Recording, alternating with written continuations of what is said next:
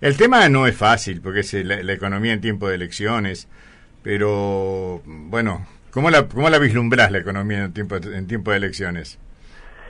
Mira, yo te diría que primero tiene una dinámica que en algún sentido uno puede encontrar en otros países del mundo o en casi todos los países democráticos del mundo, en el sentido que el gasto público tiende a subir en los años de elecciones.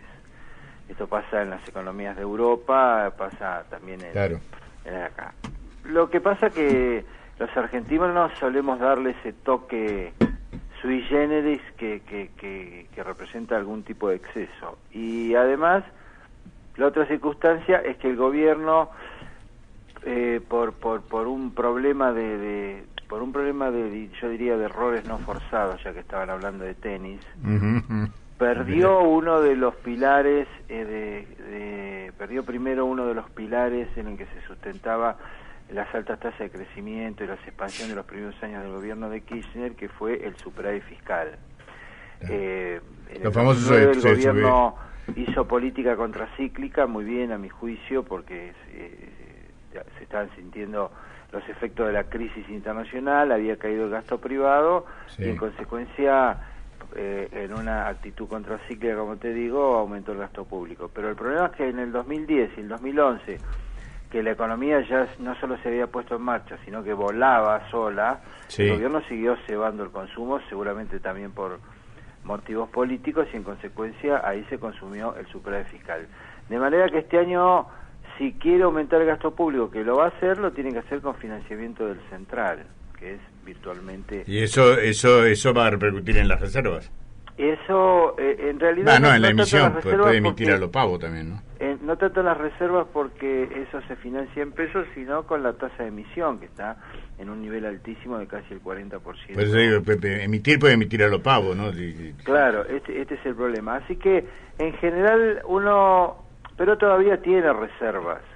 Si vos mirás los episodios, nosotros que hemos vivido varios episodios así de ruptura muy fuerte por crisis económica, estoy pensando en el Rodrigazo, la salida de la tablita Martínez Dios, la hiperinflación de Alfonsín, la salida de la convertibilidad, vos lo que encontrás ahora, a diferencia de esos momentos, es un nivel de reservas importantes. Aunque haya perdido 12.000 millones de dólares en los últimos 2 años, lo cierto es que con casi 40.000 millones de dólares, si le restás algunas que no son de libre disponibilidad, será un número menor, pero en cualquier caso es un orden de magnitud significativamente más importante que los que había en esos episodios que mencionábamos antes. Correcto. Ahora, también va a estar signado por la aparición de estos nuevos instrumentos financieros, yo voy a llamarlos así, el CEDIN, el otro que no me acuerdo cómo se llama. Sí, el BADE. Sí. El BADE, sí. Bueno, yo creo que ese es un intento del gobierno por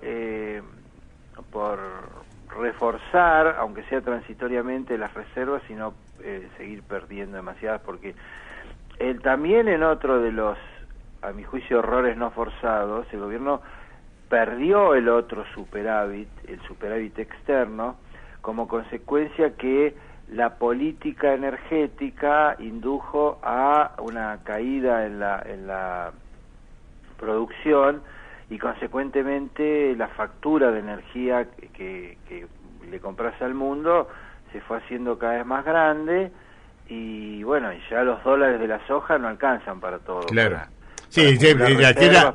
Aquella frase que se decía, vos te acordarás también, con un par de cosechas solucionamos todo, ya no alcanza. No, el problema es que si no tenés, el problema me parece que es que si no llegás a tener buenas cosechas, vas a tener inconvenientes de alguna magnitud, porque hoy al perder los superávits, los gemelos, de los que el propio gobierno alardeó durante buena parte bueno, digo el gobierno si tomamos como un continuo la época de Néstor Kirchner y de Cristina, de las cuales el gobierno alardeó, y me parece que con razón, en el sentido que hacía un esfuerzo para mantener un excedente en las cuentas públicas, que además apoyado en las condiciones internacionales acumulaba dólares, y sobre todo que si uno presta atención, ahora que se discute la cuestión cultural de la dolarización y demás,